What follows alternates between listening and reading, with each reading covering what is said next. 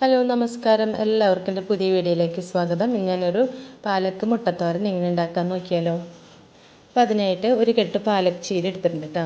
തണ്ട് വേറെ അരിഞ്ഞ് വെച്ചിട്ടുണ്ട്, ഇല വേറെ അരിഞ്ഞ് വെച്ചിട്ടുണ്ട്.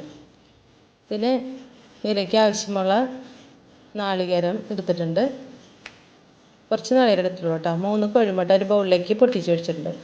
ചട്ടി ചൂടായിട്ട് നമുക്ക് വെളിച്ചെണ്ണ ഒഴിച്ച് കൊടുക്കാം, അല്ലെങ്കിൽ ഓയിൽ ഒഴിച്ച് കൊടുക്കാം കേട്ടോ. അതിലേക്ക് 1/4 ടീസ്പൂൺ കടുക് ഇട്ട് കൊടുക്കാം. കടുക് പൊട്ടി തുടങ്ങുമ്പോൾ പകുതി സവോള, ആവശ്യത്തിന് പച്ചമുളക്, കറിവേപ്പില ഇട്ടിട്ട് ഇതിലേക്ക് ഒരു 3 പച്ചമുളക് ഇടണുള്ളൂ കേട്ടോ.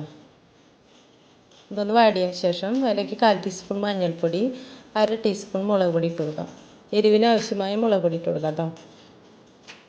പിന്നെ ഈ കറി ഈ ഇലയുണ്ടല്ലോ, പരിപ്പിലേക്കൊക്കെ ഇട്ട് വെച്ചാൽ നല്ല ടേസ്റ്റിലോട്ടോ. നാളികേരം അരച്ച് മുരിങ്ങയുടെ ഇല വെക്കില്ലേ, അതുപോലെ വെക്കാം കേട്ടോ. നമുക്ക് നല്ല രുചി ഉണ്ടാവും. വാടിയതിന് ശേഷം അതിലേക്ക് തണ്ടിട്ട് കൊടുക്കാം കേട്ടോ. തണ്ടിന് വേവ് കൂടുതലാണ്, അപ്പോൾ തണ്ട് ആദ്യം ഇട്ട് കൊടുക്കാം. തണ്ടൊന്ന് വാടിയതിന് ശേഷം മുട്ട ഒഴിച്ചു കൊടുക്കാം. പിന്നെ അരയ്ക്കാനുള്ള അവിലേക്ക് ഒതുക്കണമല്ലോ നമ്മൾ മിക്സർ ജാറിൽ, അതുപോലെ ഇട്ടത് വെളുത്തുള്ളി എടുത്തിട്ടുണ്ട്. പിന്നെ നാളികേരം, ചെറിയ ഉള്ളി വേണമെങ്കിൽ ഇട്ട് കൊടുക്കാം കേട്ടോ. അപ്പോൾ ഇല്ലാത്തതുകൊണ്ട് ഞാൻ സവാള ഇട്ട് കൊടുക്കുന്നു. എനിക്ക് ആവശ്യത്തിന് ഉപ്പിട്ടിട്ടുണ്ട്. ഒന്ന് വാടി വരട്ടെ.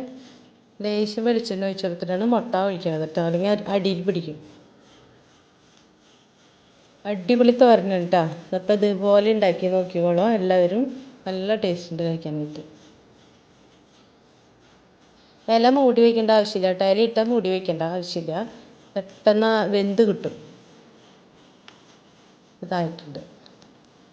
സബ്സ്ക്രൈബ് ചെയ്യാതെ കാണുന്നവരൊന്ന് സബ്സ്ക്രൈബ് ചെയ്യുക, ലൈക്ക് ചെയ്യുക, കമൻറ്റ് ചെയ്യുക.